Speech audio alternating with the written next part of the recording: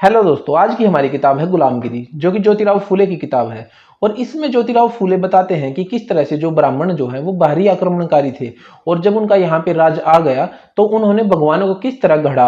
अपने आप को उन्होंने एक तरह से आप कह सकते हैं कि अपने राजाओं को भगवान के रूप में उन्होंने गढ़ा। वेदों की शुरुआत उन्होंने की, उपनिषद उन्होंने किस तरह से लिखे, इसमें ये बात ज्योतिराव फूले बताते हैं। और यहाँ पे वो बताते हैं कि कितने बड़े उन्होंने पूरे वर्ग को शिक्षा से या नौकरी से उन्होंने वंचित कर दिया, धीरे धीरे पीढ़ी दर पीढ़ी। और ये किताब जो है, जाति व्यवस्था में जितने भी आज तक सुधार हुए हैं, आप उसका श्रेय इस किताब को दे सकते हैं। शुरुआत, क्योंकि एक तरह से जो रिवॉल्यूशन है उसकी शुरुआत इसी किताब से हुई थी। और इस किताब को एक बार बैठ के आप पढ़ सकते हैं पूरी को, इतनी छोटी सी किताब है। और इसी किताब से या ज्योतिराव फूले के विचारों से ही प्रभावित होकर शाहू जी महाराज ने पहली बार 1902-3 के आसपास आरक्षण दिया था अपनी रियासत में, कोल्हापुर रियासत में। उन्होंने 50% आरक्षण दिया था। हालांकि वो ब्राह्मणों को छोड़ के सारी कास्ट के लिए था तकरीबन।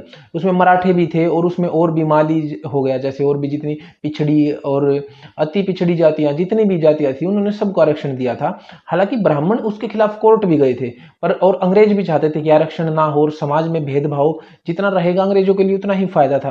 पर ब्राह्मणों का जो है वो हस्तक्षेप नहीं कर सकते थे रियासत के अंदर, और ये रियासत का अंदरूनी मामला था, इसलिए ये हो नहीं पाया कि वो इसको हटा नहीं पाए। और वो पहली बार आरक्षण यहाँ पे स्थायी हो गया नौकरियों में और पदों में, क्योंकि उस समय पे जो है डिस्क्रिमिनेशन बहुत ज़्यादा था आज की तुलना में। तो जितने भी सुधार हुए हैं आप उसका श्रेय इस किताब को दे सकते हैं शुरुआती, क्योंकि ब्राह्मणवाद के खिलाफ जो है वो चोट जो करती है या शुरुआत जो होती है वो इसी किताब से आप देखेंगे होती है, मेन शुरुआत। तो ये बहुत अच्छी किताब है, इसको जरूर खरीद के पढ़ें। वो छोटी सी किताब, आप इसको खैर पीडीएफ में भी पढ़ सकते हैं, हर जगह ये आपको मिल जाएगी। तो इसको जरूर पढ़ें। मिलते हैं किसी और किताब के साथ, तब तक पढ़ते रहिए। शुक्रिया।